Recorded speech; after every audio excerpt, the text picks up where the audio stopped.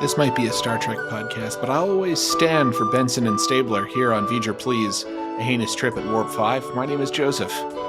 Theorizing that one could time travel within his own lifetime, Captain Jonathan Archer stepped into the Quantum Command Center and vanished. He woke to find himself trapped in the past, stupid time travel problems that were not his own, and driven by an unknown force to change history for the better. His only guide in this journey is Time Zucc, an observer from his own time, who appears in the form of a dork with a bad haircut that only Archer can see. And so Captain Archer finds himself leaping from life to life, bad plot to bad plot, striving to put right that which once went wrong, and hoping each time his next leap will be the leap home. I'm your co-host, Peter. Okay, so the audience needs to know that we were about to start recording a few minutes ago, and you said, oh, wait a second, I had something I wanted to do for an intro. Can you wait 3 minutes? And I was like politely like scrolling through the memory office, like, yeah, no problem, go ahead. And that is apparently what you cooked up. That is perfection. That was worth all of those 3 minutes. That's just Mad Libs. I mean, that's the intro to fucking Quantum Leap. Of course it is, but it's still perfect. It's still good Mad Libs. Good Mad Libs need to be celebrated. Do you like my vaguely feminine voice? I was going for that. That intro. I heard it, you know? I heard it.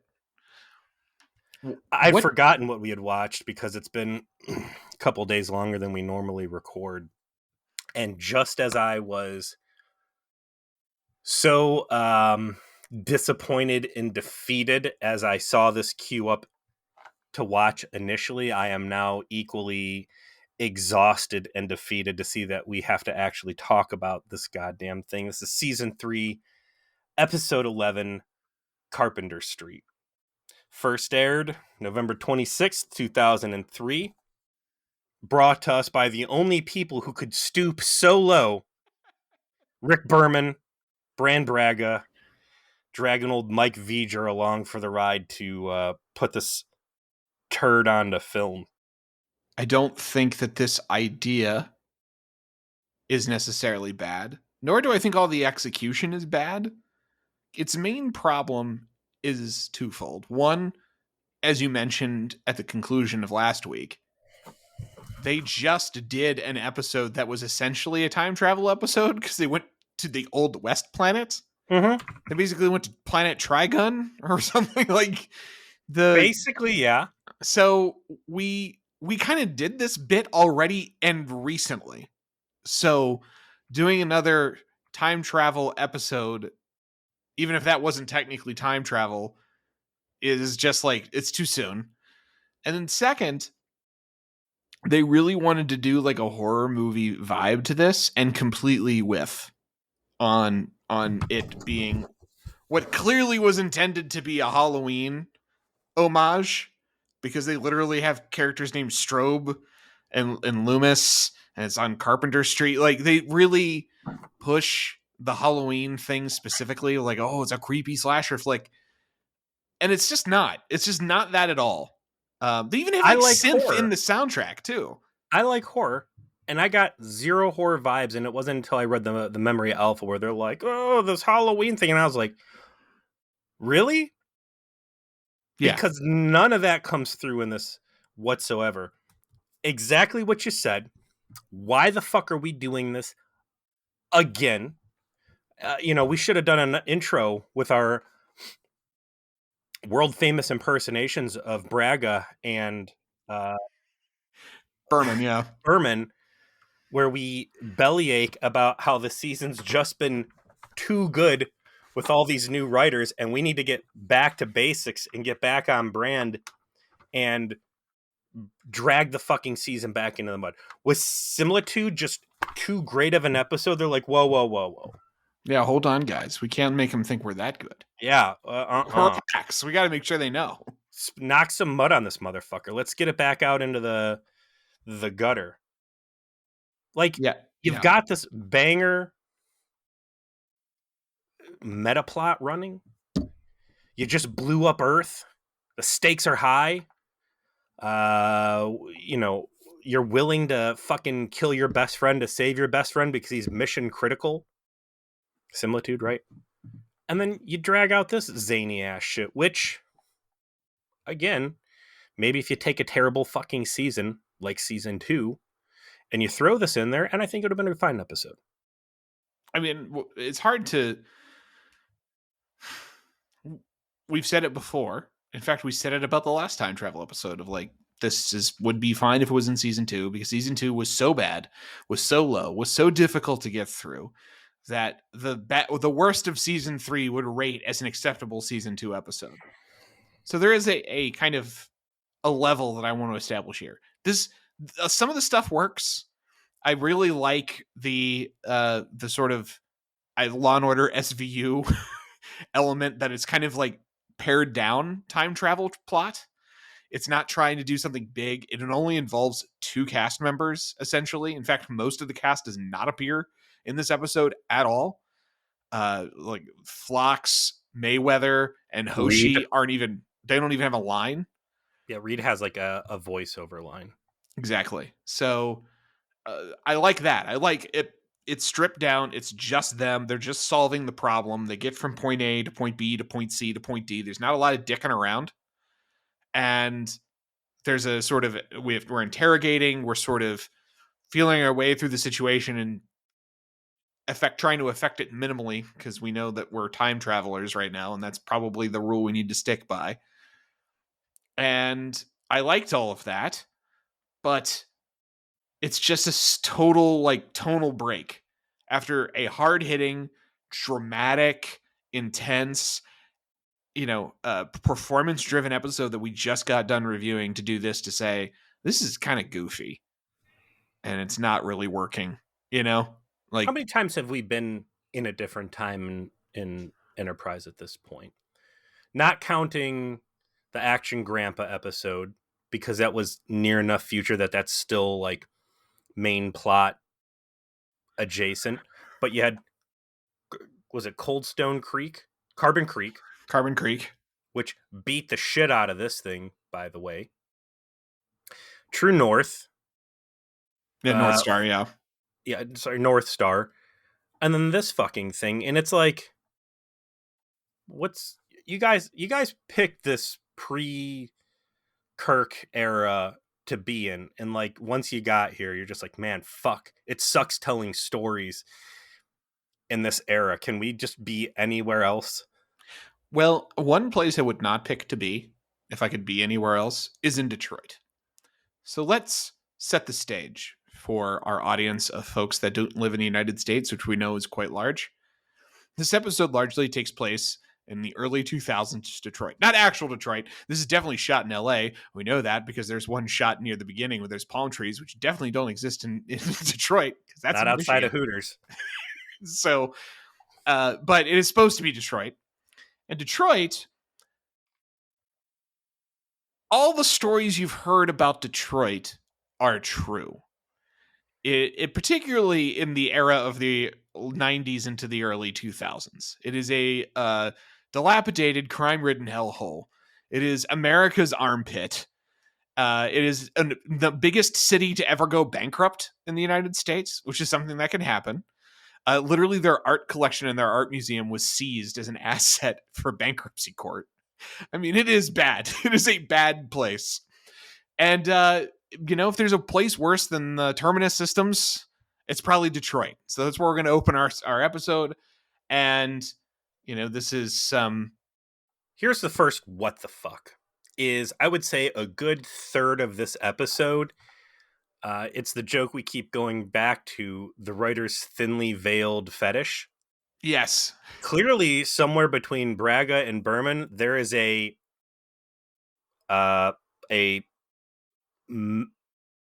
medical prostitute snuff fetish.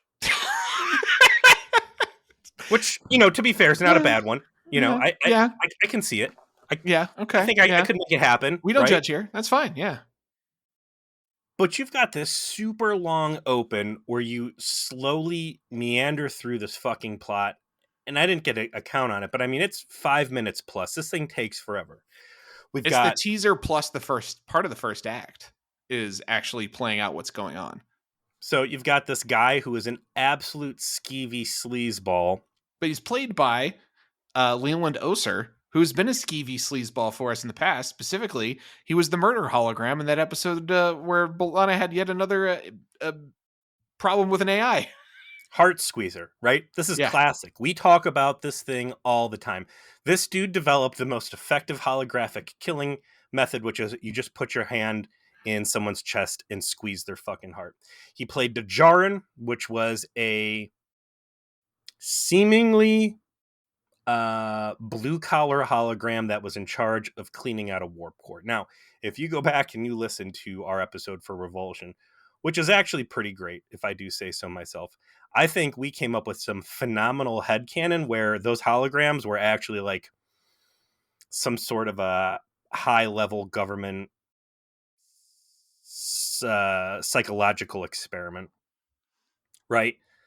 There's no way that that thing unfolded naturally. Like that was Vault Tech engineering a situation where people were gonna fucking die. Let's like comically on purpose. Like we know that this is going to go psycho. Put the most abusive asshole space truckers in a kill box with a hologram that's just waiting for an opportunity to go completely psychotic and murder everybody. They don't really talk about it in the Memory Alpha, but I did think that there was a great Easter egg in the beginning of this episode because Leland Orser, which he almost looks younger than he did back in Revulsion, which I thought was interesting. But anyways, I think it was the makeup they had him in because it seemed real pale and kind of like perhaps like unearthly, deathly because he was a hologram there. So he is the skeeviest, dirtiest, most uncouth, greasy motherfucker possible. The guy's walking into his cockroach motel apartment. Everything is filthy. There's shit all over the place. He walks into the bathroom. There's a pizza box in the bathroom sink that he starts eating some god awful pizza in. His hair is a fucking mess.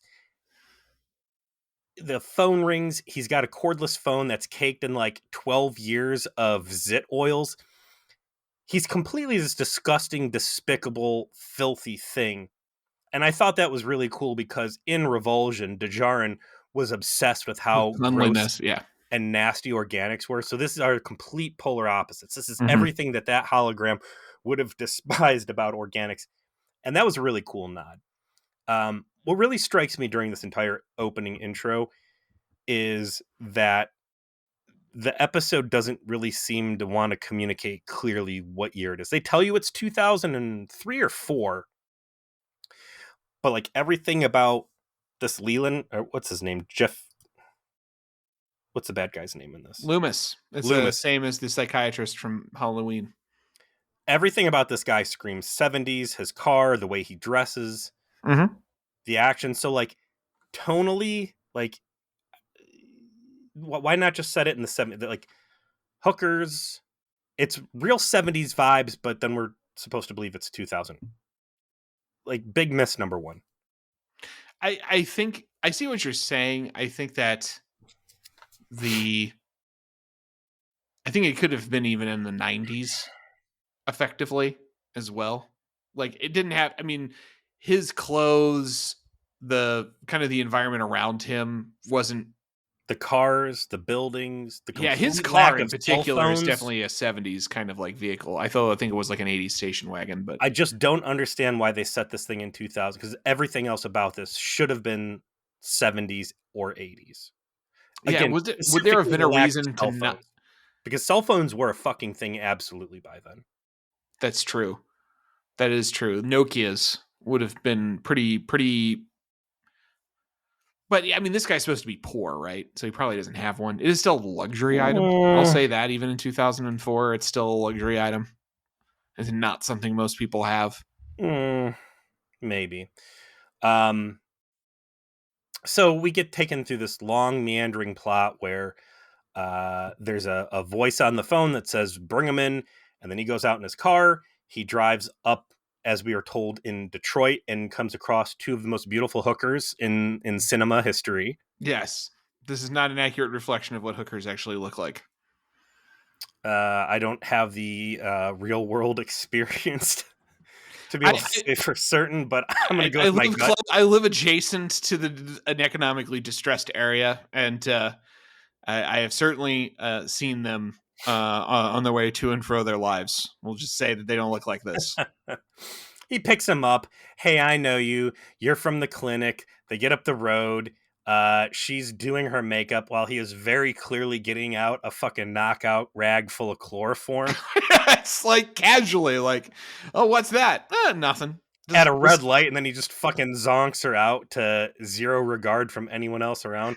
And I'm like, was this scene written with one hand behind the typewriter and the other hand furiously masturbating? Because I know a sexy fantasy when I see one. And this was not supposed to be an episode of Star Trek. This was supposed to be some hustler production. I don't know. Is this a GTA 4 mission? You know, like,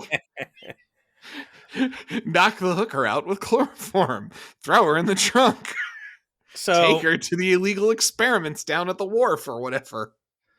He knocks her out. He brings her back to the warehouse. We see a bunch of other bodies laid out. He inserts an IV, gets her on the machine, opens a suitcase. It's full of money. Off he goes. If you've ever played the video game Vampire Bloodlines, this dude's a ghoul. Oh, yeah. This dude's a ghoul, right down to working for the blood clinic. I actually really enjoyed that thread line in this episode, especially like when there's the guy in the wheelchair. And he's like, oh, no, the slob that gave you the money, you know, she did the paperwork wrong. It's 11 o'clock here, but I need to bring off. Like, swap out time travel nonsense, put in World of Darkness vampires, and this dude's doing his Dracula Master's bidding as a good Renfield. And, like, you could have really been onto something great. But no, some of the stuff actually is well designed. It's well put together. The soundtrack is more minimal and synthy, which... while I don't think it gets the Halloween vibe, it still like matches the tone of what's going on. And when we get Archer and T'Pol onto the scene, they're not like interacting with it in a fashion that isn't credible. You know, they're very dialed in to the circumstances and kind of getting reads on things and trying to fit in with what's going on rather than being a bunch of like futuristic space doofuses. So before we can get there, though, they need to get tapped. So There's Archer. We finally, 40 minutes into the episode of watching this jack-off murder fantasy. Oh, I'm sorry. By the end, he takes his money. His shadowy benefactor standing over in the corner is like, all right, bring me more. And then he leaves, and then we see a Xindi in that Xindi Reptilian specifically, yeah. That god-awful purple jumpsuit, which I'll bash the hell out of this plot point. You keep talking about the synthiness of this. Like, I just watched Terminator, which is one of the all-time best, obviously.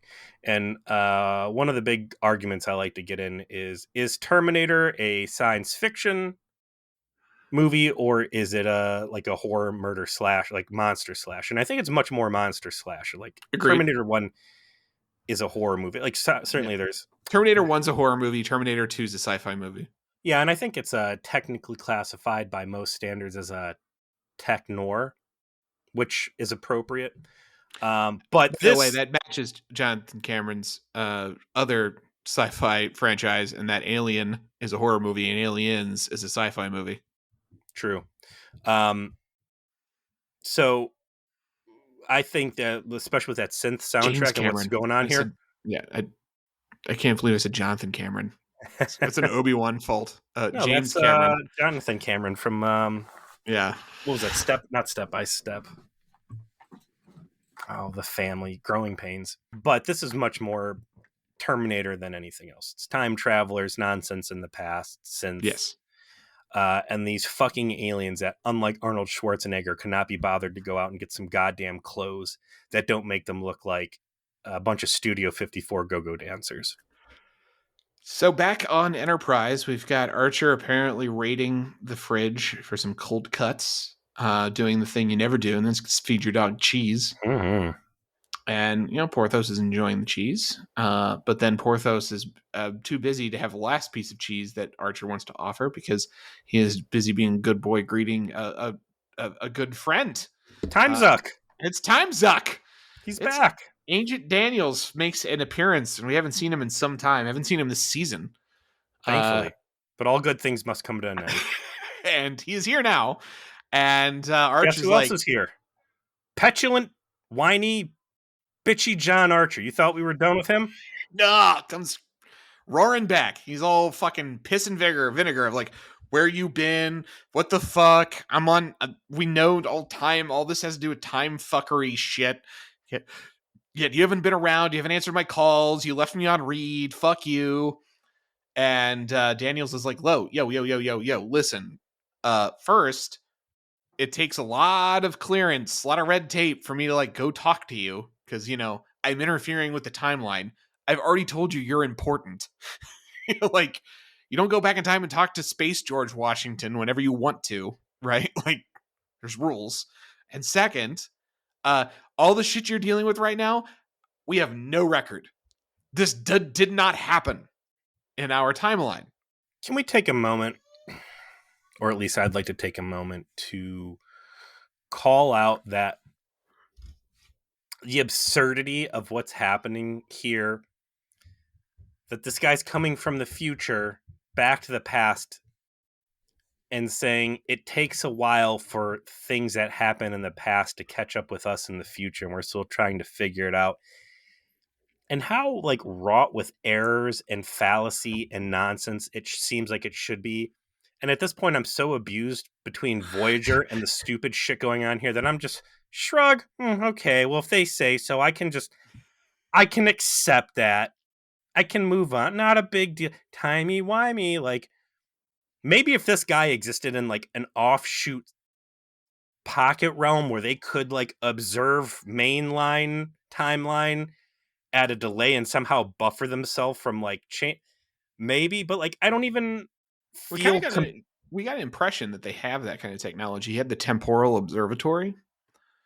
Like, I kind of Did they show that to us? Yeah, he took Archer there. When?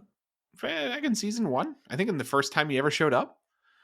The concept that the Daniels and the Future Federation have an ability to observe time from a distance or objectively and like see the timeline rot before them and how things change and that ripples take time for the matters to adjust to them occurring. That all tracks for me. Like, that all could work for me. I just wish there was any kind of like series Bible consistency in portraying time travel over the last like 4 series, right? Like, Which there should have been, because now, again, I'll give Gene Roddenberry an original series a big hall pass because it was 4 seasons of groovy, sexy time, and they didn't know what they were doing. But by the time they got into TNG, it should have been like, let's draw a map of what is the this? universe. Yeah, what's going on? Let's hash out some things here. I also want to revisit my conspiracy theory that Daniels works for the bad guys, and that John Archer should be a little bit more warmer to what's lead Suliban guy's name? Oh, I know who you're talking about. The one who always calls him John. Yes. Hello, John. Because at this point, there's a lot of evidence pointing that like the Suliban might actually not be the bad guys. You'll recall that they do something to fuck up Enterprise's engine to keep them from getting blown up. Yeah, Zucc does that, and Zucc, there you go.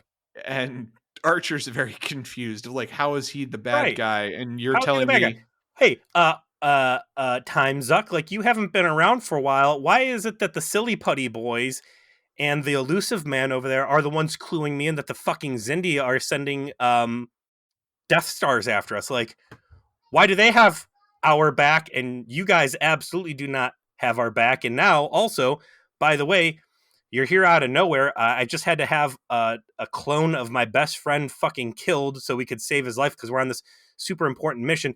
And here you are to say, hey, there's a problem with the timeline. So I, as a time-traveling policeman, am going to you, a starship captain, and saying, I need you to go back in time and be a time policeman.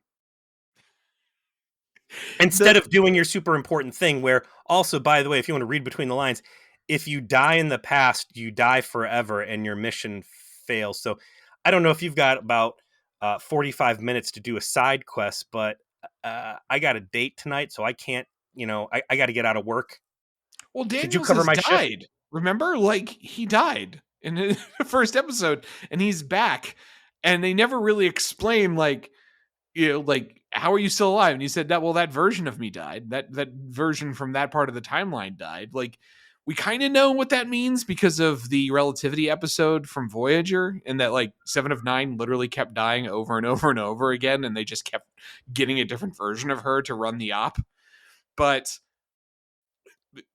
all of this is not explained enough for the audience, in my opinion. I know over explaining it would be too much, but the fig leaf they say is, oh, I need you guys to go back to 2004 Detroit because we think there's some Zindi hiding there doing something they shouldn't do. Because if I go, I have to, like, do paperwork, but it won't be as much paperwork if I send you guys. Because I'm trying to save the world. Go do your fucking job. you're the You've given time me cop. Yeah. zero credible reason why I, the captain of the Starship Enterprise that is trying to save Earth, should go do your fucking light work. Like, that is, I can't get over this fucking plot hole. Yet the episode drags me over it, where Archer goes and finds T'Pol and says, hey, I know you don't believe time travel's real, but we're going to go on an adventure. We're going to go on some DLC. Yes. Yeah, we downloaded the Nuka-Cola world or whatever, and we're gonna go do that now that we have the appropriate level What of was gear. that shitty Deus Ex Mankind Divided, where, like, while you were being transported from one area to another area, like, there was a whole side mission Oh adventure. yeah, I forget the name of that DLC. It's integrated into the, like, director's cut version of that game. Your gear is already stripped off you, and by the time you get back, your gear is still gone. So, like, you didn't have an opportunity to really, like, grow or get better stuff. But it's like, hey, here's a whole side story that. Yeah, and, like, your powers are mostly shut off so that they can, like, artificially inflate the challenge. It's so tacked on. Yep, that's And this. so T'Pol's like, no, time travel's not real, time travel's bullshit, and Archer's like, whatever, just still come with me. How about that? Stop with your debating if this is real or not anymore. It's Guess clearly what? is. It clearly is. Luckily, not only in this ship that's full of war supplies and now Marines and extra food, our costuming department, not only do they have, like, Little House on the Prairie stuff, but luckily they also have, like, 2004 stuff. So go in there, find some stuff that fits. They got Because Hothing for Hoshi. They've got Western wear for your entire away team. And they're like, give me your best Olivia Benson, New York sex crime detective look. It's complete with button down and trench coat. And let's go. I will say I like their period costumes because they're, just normal clothes from the era, but it makes sense that, it's pretty easy look to pull off. It is not an era of high fashion. There's not much going on.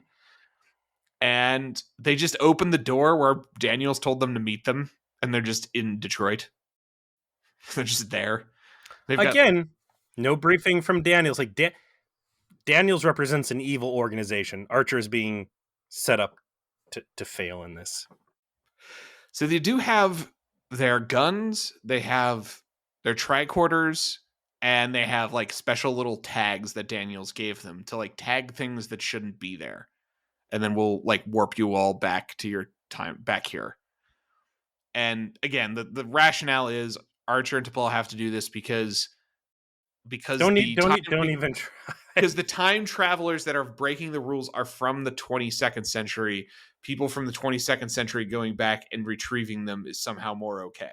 That's the rationale. It's fucking stupid. I hate it. I was totally underbaked.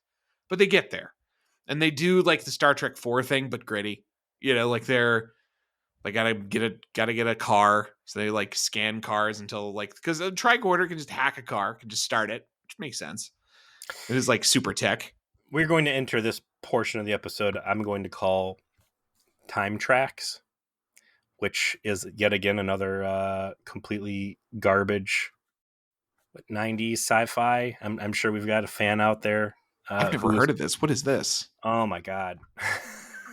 For time tracks? Time tracks. So yeah, 1993, featuring Dale Mikloff, right? Okay. And this is hot on the tail of Time Cop, which was the Jean-Claude Van Damme movie Yes, it was. about a cop that could time travel and do the splits, right? I think the most famous part of that film was in the trailer. Him doing the splits on the counter. Yeah, as opposed to him doing splits in any of his other movies. So Time Tracks was the made-for-TV knockoff of that, and you had a police officer have to go back in time because time travel becomes a thing and criminals go back in time to profiteer. So this guy goes back in time and he's got like, hey, here comes new kind of technologies like credit cards with holograms on them and wireless alarms for your car. So he's got a credit card that a hologram can pop out of, and it's like this old English school teacher, and that's his version of Al, right? His this AI that helps him fight crime, and then he's got a car alarm keychain that can basically shoot stun bolts out of, like a dinky phaser, and then the other button shoots people and then knocks them back into the future where they belong. And also because he's from the future, he's a little stronger, faster, and he's got better hearing, and like he's got the basic physical disciplines. Okay, so he's So like he's a got Superman. He's a little Gotcha. bit bionic, yeah. And that's basically what we have here. This is Time Tracks. It's trash. It's stupid. It is exactly what you described. I just didn't know that was a thing. That's amazing.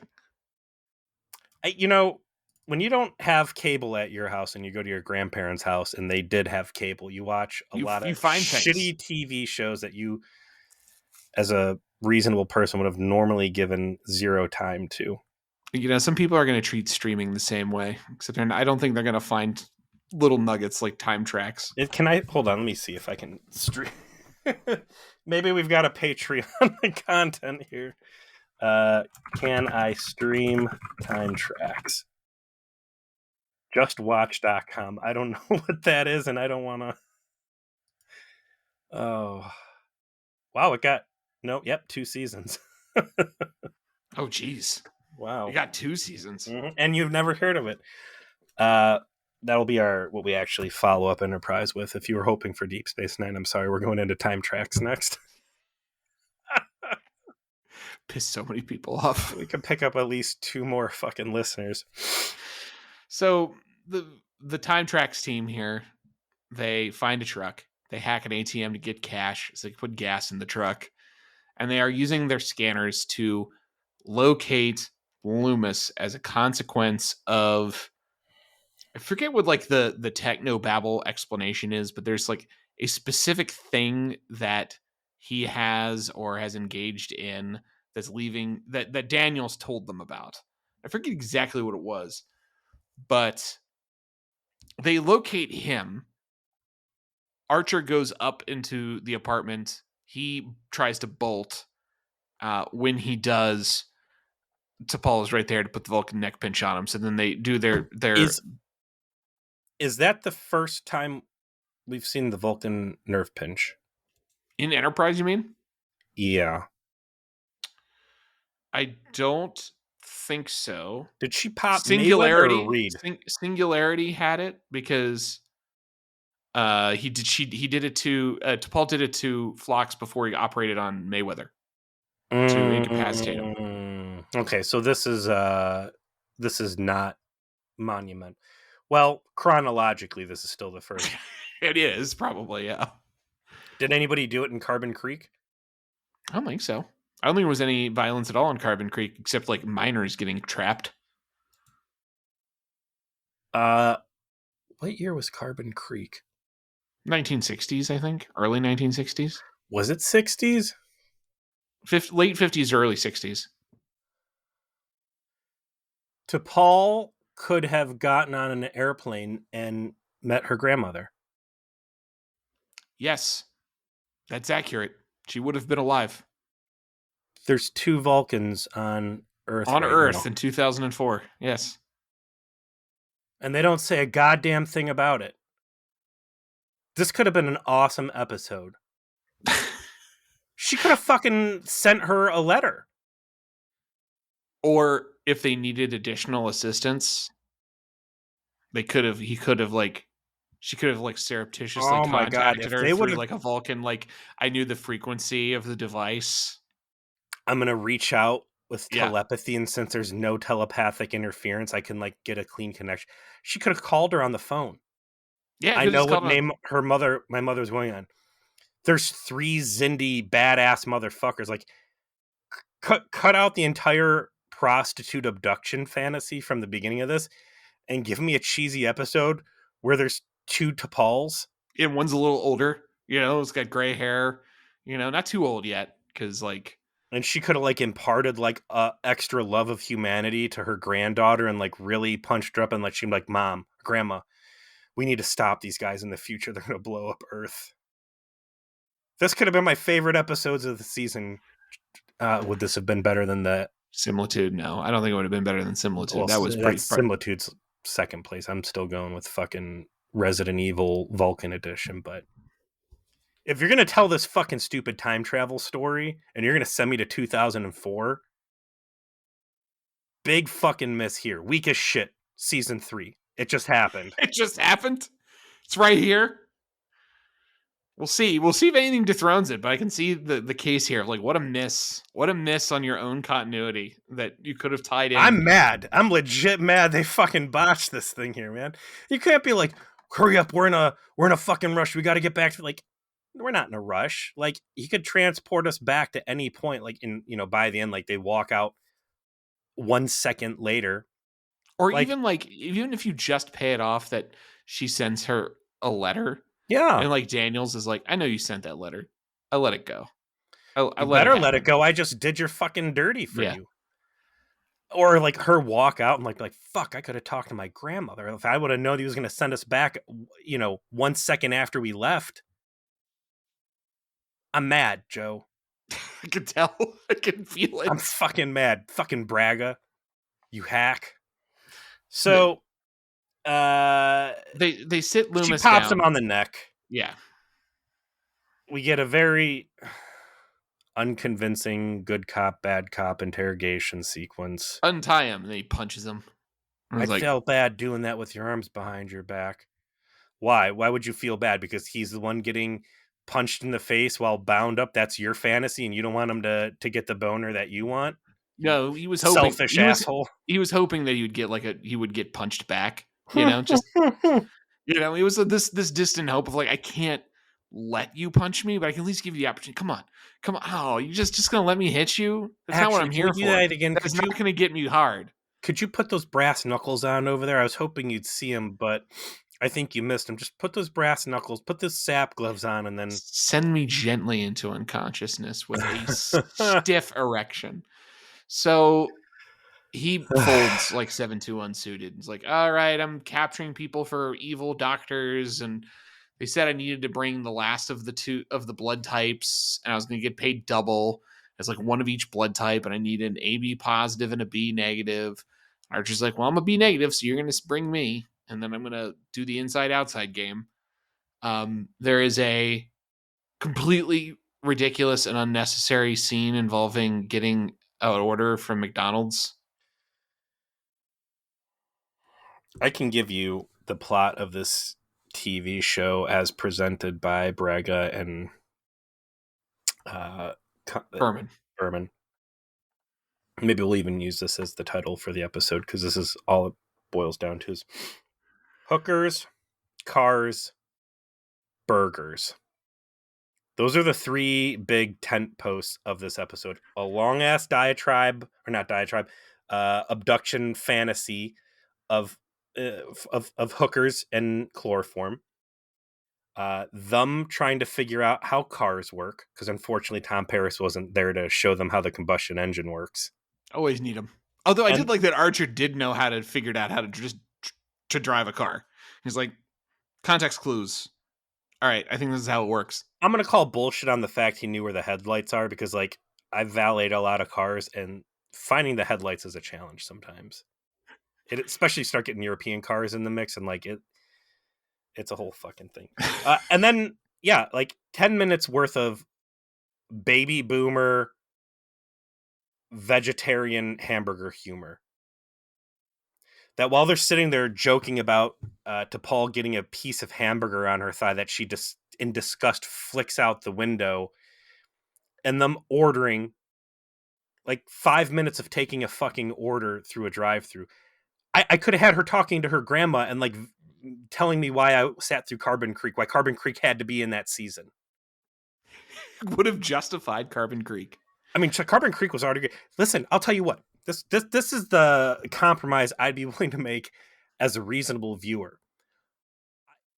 I would be willing to, being the good Samaritan that I am, I would be willing to tolerate to tolerate another round of Jolene Blaylock's shadow nipples on screen in high def. You are a generous soul. Absolutely. In exchange for her grandmother being there. T'Pol could have been on one side of the sheet, and her naked grandmother's reflection could have been on the other side of the sheet, and they could have been imparting a need for humanity to survive and talking about the potential they have and like why it's important and like really cheerleading T'Pol up while her naked grandmother tells her about that. Instead, I gotta see fucking this guy trying to convince John Archer to get 2 hamburger patties instead of 1 because it's only a 70 cents upcharge. Yeah, it's like 5 or 6 minutes of him ordering the food and eating it. What is this in the episode for? You just didn't have enough material? Hookers, cars, and burgers. Oh, also, before they're able to capture him, let's call it the C plot. Okay.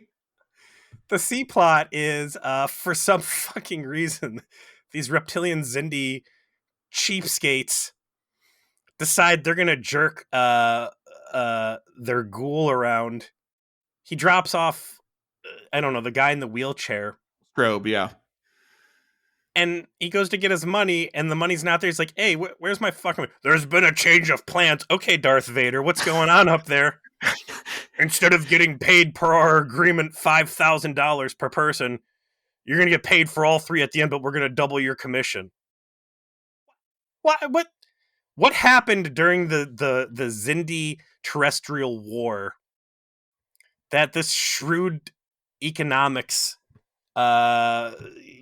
came into the reptilians' possession, where they're either going to be extremely shrewd businessmen, where they're probably just going to kill this guy as his reward at the end. Maybe they just ran out of money. They didn't understand how like that's what I think it is. It's like they don't know how to acquire more money, and they look like reptiles. They can't go out and get it, so they just scam the guy, and they're just going to murder him at the end anyway. Rick Berman, cover their tracks. Rick Berman.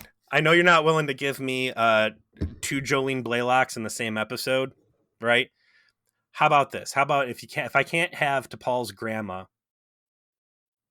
how about you give me a scene again? Cut the burgers out. Give me a scene where the Zindi's landlord shows up and ups their rent without any warning, and now the Zindi have to sit there and say, "Fuck!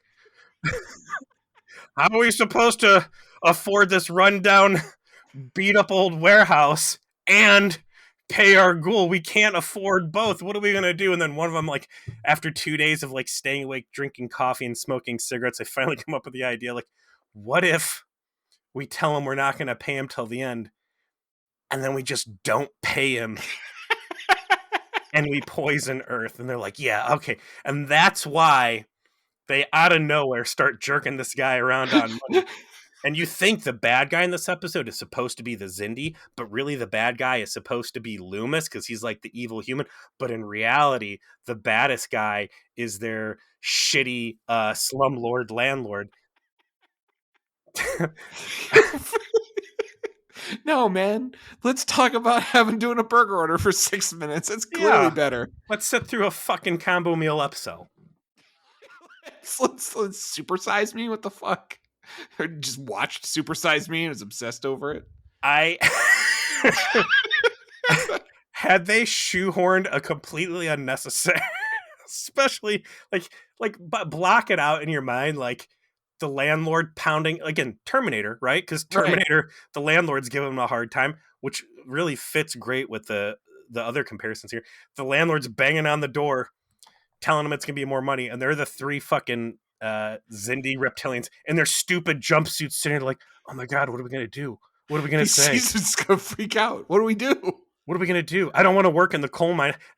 Tie it back into Carbon Creek too. Maybe I don't get T'Pol naked behind a sheet, but the Zindi are like fucking working odd jobs. One's a billiards pool hustler, like the Vulcan was. The other one's fixing the fucking landlady, or They're all because like in Carbon Creek they all to do things to hide their ears. They're with like with hats or their hair or something like that. They're all dressed like the Ninja Turtles. They've got like the big trench coats and the hats. Why are you guys all wearing bicycle helmets? I don't get it. So one's the pool hustler, and then the other one's the handyman for the apartment complex, and then the third one's working in a fucking coal mine to get the money together so they can pay their ghoul to get them victims so they can make a bioweapon. It's like Uno reverse Carbon Creek. I meant to bring it up during Time Tracks conversation, but that's one of the other problems with this episode is like, this isn't a bad premise for a Star Trek spin-off TV show. Time Tracks obviously only got 2 seasons. Like, there's not enough juice, but like if this was like I don't know, a 4-episode special event or something, like if it was a no-name crew coming back in time to like time police and this Zindi, like that would have been a cool other thing. Dragging Archer and T'Pol back in time to deal with this is dumb. So they get to the burger. Oh yeah, he's getting ripped off, so he's kind of salty with his boss, the Zindi. Makes it seem like he's more willing to fuck his boss over, who, now that I think about it, maybe he is a terrorist. Moops. It was some very 2004 thinking. Like literally said, I think he might be a terrorist. Like, well, you were right. He puts Archer in the lineup and kind of gives him the information as to what he's seen, and then Archer has to solid snake his way around, and he eventually finds where like the Zindi are doing their super science, and he immediately identifies everything that's happening here. That they've brought something called a bioreactor so they can make a bioweapon, that this is specifically what Regine had warned them about, which is true. She did do that. Speaking of it, yeah. That when that lady whose mother was definitely in Playboy was on our show, she warned us about this. And, they want a blood type of all humans because they want whatever virus they're working on to affect the whole population and kill them. And so I guess the episode crescendos in Archer shooting Jeffrey Dean Morgan's like time retrieval device off his belt, like it's the old West. Go ahead and talk about that real quick. We didn't talk about Jeffrey Dean Morgan. But yeah, so Jeffrey Dean Morgan plays like the head Zindi terrorist here. And not that you would know that because he's in that stupid Zindi reptilian makeup / outfit. He doesn't hit anybody in the head with a baseball bat. Also, very much nothing going on with a baseball bat that would be in any way memorable. And it's notable because apparently, and this is in the Memory Alpha, he took this role because he needed to pay his bills. He hated every second of being in the makeup. He had to stick straws in his nose to breathe, was claustrophobic the entire time, and couldn't eat. And he remembered going to his home in tears and claimed he nearly quit acting because of the experience of being on Enterprise. QQ. So yeah, Jeffrey Dean Morgan was not able to kill Glenn because he was on Enterprise. Meanwhile, Leland Orser / Loomis is in the car with T'Pol, who, despite kind of like cooperating, they've got a real disdain for this guy. She's got a gun on him. There's some 2000s anti-smoking messaging in there. Again, more of this dude being gross, which again is a nice juxtaposition from the holographic portrayal he had. She shoots the fucking door right in front of him with her laser gun. and I don't know, breaks the mask grid, and very clearly, I think, reveals that they're time travelers of some sort. I did like when Archer, I don't know, at some point he goes, make sure you set your phasers to kill, because stun did nothing to these guys. Nice Accurate. continuity there. Yeah. I can't remember that her grandma is... Where was Carbon Creek at? It's in Pennsylvania. It was in Pennsylvania. That's the same fucking time zone, too. Like, she could have driven to go see her grandma. It's a goddamn episode, Joe. Yeah, so like, Archer's solid snaking around. He sees everything that's going on. He conveys it to them, and then eventually goes, all right, I need to attack them. There's 3 of these guys. I've never missed with a phaser before. I'm getting a sneak attack. I'm in the prone position, so like I've got all the time to line up this shot, and they are completely unaware of me. And of course, he misses his first shot. Of course. And they just, thankfully, just kind of stand there. Like, like they're like the exclamation point goes up, like, because it's our classic writing duo of Braga and Berman. We've gone back to one bad gunfight after another. Right. He starts chasing him around. Also, when Archer goes to shoot him, there's bright floodlights all over this evil lab they've set up. So in case you didn't know how bad these outfits and these alien costumes look. Oh, you get to find out in stunning high definition detail. This is the last Berman era Star Trek out there. And I think to a certain level, you should be able to take all of the Starfleet captains and say, who was the bad guy, right? Kirk, it was the Klingons. Mm-hmm. You want to go with Borg for TNG, the defining bad guy? Nah, Tomalak. It was the Romulans. Really? You're going to go Romulan for TNG? I feel like they showed up more. They were more part of the show. The Borg were more iconic and certainly wound up being a major factor in both, the movies in as well as the TV show. But you know what? I'll give it to you here because the big deal the Romulans were in Picard. I think that we've had some pretty deep conversations on that, and Romulans encapsulate well the threat the Federation was facing then. What Jem'Hadar for the for the Dominion for DS9. I'm gonna have to say Borg for Voyager then. Yeah, Borg makes sense for Voyager for sure. And then poor Jonathan Archer, and you have to define yourself as a hero opposite an antagonist that's this fucking disco circus. Yeah, it's disrespectful. That's the best you guys could do. Were these guys in jelly purple jumpsuits? Anyways, they get up on the roof. They're shooting. They're back and forth. Archer sees that the one of the Xindi guys has grabbed the poison juice, and he's looking at some fucking like, I don't know, bathroom exhaust vent on the top of the roof, and like, oh, I can pour it in here, and it's gonna, spread out using the wind from this exhaust vent to go like 20 meters.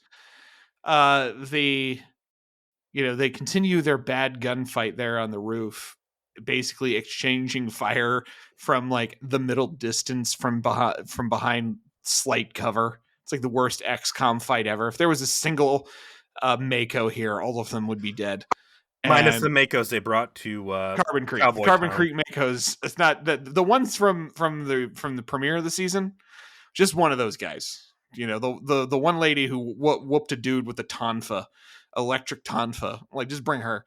But side note, why does he bring T'Pol on this adventure with him? Like, why not bring your badass Makos if you're going in to save Earth? It makes sense because you need your science. You need your most capable science person. Yeah, well, why not take Reed, the best of both? I mean, he's smarter than T'Pol, and I'm told a tactical officer, despite what his gun style. He is supposed to be good at shooting. No, he just got tired of how he holds a phaser. Like, I'm not having that happen. He could have left him in the past. That would have been my secret agenda. Like, I want this guy out of here. Major Hayes seems like he'd be a great bridge I officer. will commit cloning war crimes to save Trip. I will leave Reed and pass. But eventually, they beat him with the technology of sneak up behind him. I guess Jump from one roof to another, where luckily there's grabby pipes which fall, and this fucking guy does not hear huge steel pipes falling from 3 stories down to the street below, so he's completely unaware as Archer pulls a gun. They literally go to a slow motion action sequence that looks like complete dog shit. yeah, because it's not actually there's nothing happening. They just slowed it down. There's nothing to. Oh, I guess before this part starts, Loomis does try to stab T'Pol, and T'Pol just quickly switches her phaser back over to stun and just jams him in the chest and is like, "I'm done with you." Yeah, And he had a then took off. switchblade hiding in his seat, which again seems real 70s to me. Yeah. I see what you're saying, that maybe this just needed to be a 70s period piece. And would have fit better, of course, with exactly what you're talking about with Carbon Creek, because it would have been even closer to the time period if they made it in the 70s. It would be only a decade after, T'Pol's great grandmother was stuck there. So, would even make that piece of your headcanon work better. But, or set the whole, go make this the Wild West episode. And this dude's they're doing this shit in some Western town where there's no law, and make it fun. That's a problem with this. Is ultimately this is not a fun episode. It's a stupid, boring. They try to be gritty and realistic, and it doesn't match with what they're trying to do. There's there's a slow motion sequence where the guy tries to juke out Archer, and then the shit rolls, and Archer slow motion grabs the secret of the ooze canister, the mutagen, before it can go in the fucking vent, and saves the day. And they wrap this shit up fast, and then beat up junkie ass about to be bankrupt. Or were they already bankrupt at that point? Detroit. And they weren't bankrupt yet. They don't go bankrupt until 2008. Well, about to be bankrupt, Detroit has the most efficient police force ever that swoop in 3 cars, arrest Loomis, and then drive off like nothing happened. I guess the most important thing is that all of this stuff doesn't go back with Daniels. It actually goes back with Enterprise. So Archer has the secret of the ooze. Archer has all of the bodies of the scientists that were working on it. Archer has all of their tech. So it's actually quite a bonanza of shit that Archer acquires through this adventure. He gets some loot. So that's really the only interesting thing to come from it. I'm a little softer on it just because I think the gritty detective noir Law and Order SVU part of this actually does function, and I like the idea of a time travel story staying confined to a smaller stakes kind of instead of something sprawling like future tense in Voyager, when they are have a 2-parter with Sarah Silverman, and they're got shuttlecraft and shit. I forgot about that. This is much tighter. Whoa. When did that happen? They used the shuttlecraft at the end, remember? 1997. They should have made it the same year. Voyager could have been fucking around on the West Coast while Enterprise is up in Detroit. If they could go back and redo all of Berman era, every single trip back should have been on the same exact day. And there could have been a big episode at the end where all of the crews somehow meet at the same point in 1998. Maybe that was going to be Brian Fuller's idea when he pitched it as an anthology show. It was basically everybody meets at the food court, and they do Stranger Things where they have to fight the baddie in the food court with a lot of neon. All of the crews across time together. Mm-hmm. You just deep fake some of the TNG people so they're younger and that stuff. That would be the movie that you didn't know you needed. I didn't need this, Peter. I didn't need this version of it. It wasn't terrible, but it wasn't good. The whole thing's fucking stupid. Do you know who the benefactor that's jerking the Zindi around is? Yes. Should that person know Earth's history pretty intricately? You'll find out. Well, I'm just asking. I mean, yes or no? I don't want to reveal it. Like, it's kind of I'm not spoiler. asking you to tell me who it is, but would it make sense for the person who not only is telling the Zindi what to do, but also apparently making time travel possible for the Zindi, that guy should know that there's fucking Borg up in the Arctic Circle? It does. The entity responsible for the Zindi being able to do what they do is an entity that should be aware of the history of Earth. Yes. Because Like, that there's no. sounds to me like this guy, instead of fucking around with his bioweapon, should have been like, you need to get up to the North Pole. It was the North Pole, right? Where the Borg are buried. Correct. And you need to unleash the Borg on 2003. That's going to be way better than whatever this fucking convoluted shit shows. So, is this bioweapon lab, is that the only bioweapon then? I believe that is true. I guess I'll be reacquainting myself with that as we rewatch, but my understanding was this was the bioweapon play. So that means that the future Zindi have been in consistent communication with the time traveling bioweapon engineering department.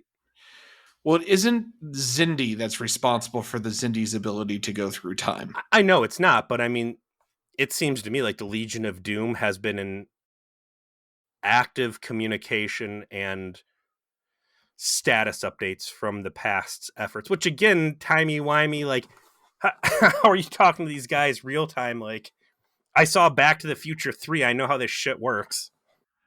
This is a time travel episode so bad it only could have been brought to you by the executive producers. I am happy to see that their names do not appear on the credits for the next episode. Why don't you tell us what that's going to be? Chosen Realms, Enterprise, Episode 3. I'm sorry, Season 3, Episode 12. Written by Manny Koto. Directed by Roxanne Dawson. Titties. You know it's going to be spicy. Enterprise is hijacked by a group of religious extremists who worship the mysterious spheres in the expanse. Are those Bajorans? No. They are not Sad. Bajorans. Not all religious extremists in Star Trek are Bajorans, Peter. Okay, fine. Are these holographic Bajorans? Not all religious extremists in Star Trek are Bajorans or are holographic Bajorans, Peter. Just most. Most of them. I want some faces I recognize. I mean, that would have been way too far out because that's right on the Deep Space Nine is still Alpha Quadrant, right? I believe so, yes, but it's on the border with Cardassian space. So it's way the fuck out there. But like, I really feel like they need to start bringing out some more recognizable species. Oh, you weren't talking about how before you didn't want that, right? Was I? Yeah. Weren't you complaining like you just did the Klingons right away? Couldn't help yourself? Yeah, but the Klingons are so big and so overplayed. I mean, there's a lot of tertiary, like when they brought in, who was the bounty hunter that got him? The founding member of the Federation, the super engineers.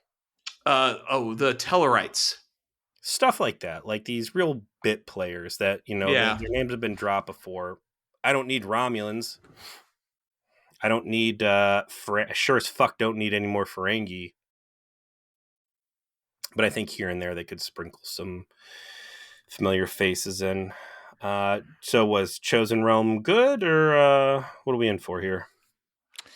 I don't have a strict memory of this except for the ending, which is quite a sight. So why don't we explore that together? This will be a fun one to refresh my memory about.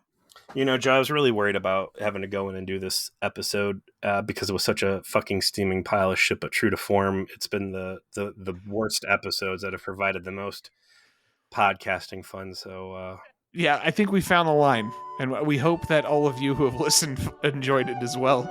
And we'll see you next week.